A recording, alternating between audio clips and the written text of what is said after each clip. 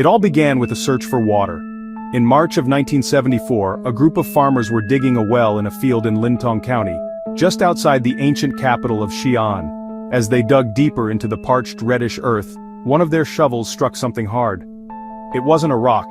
It was something man-made, something that felt like pottery.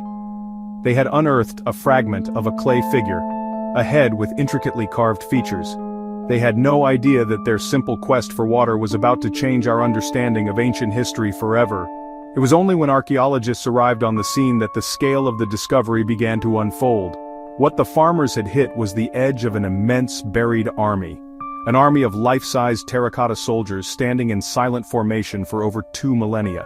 They had been crafted with astonishing detail, each warrior with a unique face, hairstyle, and expression. There were archers, infantrymen, and generals, all arranged in precise battle formations. There were also magnificent bronze chariots pulled by life-size terracotta horses, their harnesses still intact. To understand the tomb, we must first understand the man who built it. Qin Shi Huang, born Ying Zheng, was a figure of monumental importance in Chinese history. At that time, China was a fractured land, a patchwork of warring states that had been in conflict for centuries. Ying Zheng was a man of boundless ambition and ruthless determination. He embarked on a series of swift and brutal military campaigns, systematically conquering his rivals one by one. By 221 BC, he had succeeded in unifying China for the first time. His reign was transformative, but also brutal. To quash intellectual opposition, he famously ordered the burning of books and the execution of scholars. Hundreds of thousands of laborers were forced to work on his monumental projects.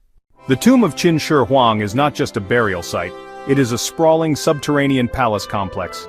It was designed to be a microcosm of his earthly empire, a complete world for him to rule in the afterlife.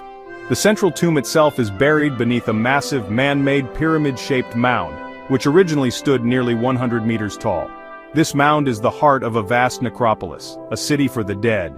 Ancient texts, particularly the writings of the Han Dynasty historian Sima Qian, provide a tantalizing description of what lies within the sealed tomb chamber.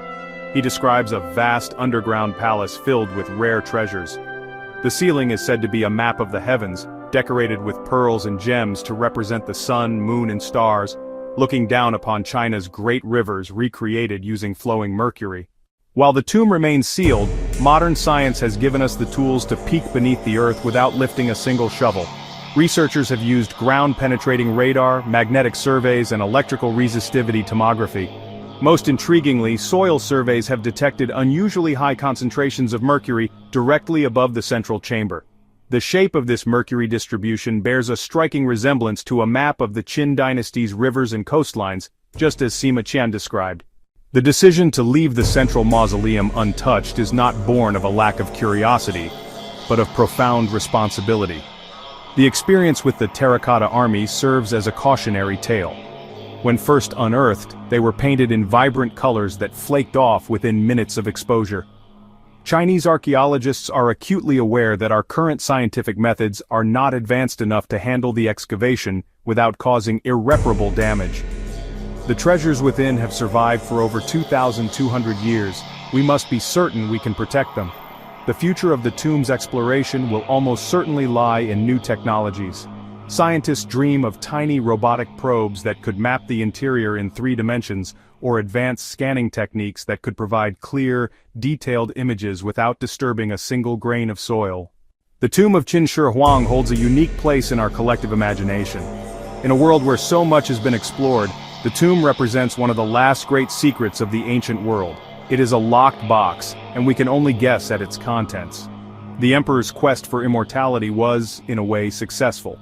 Not because he lived forever, but because his tomb has made him eternally fascinating.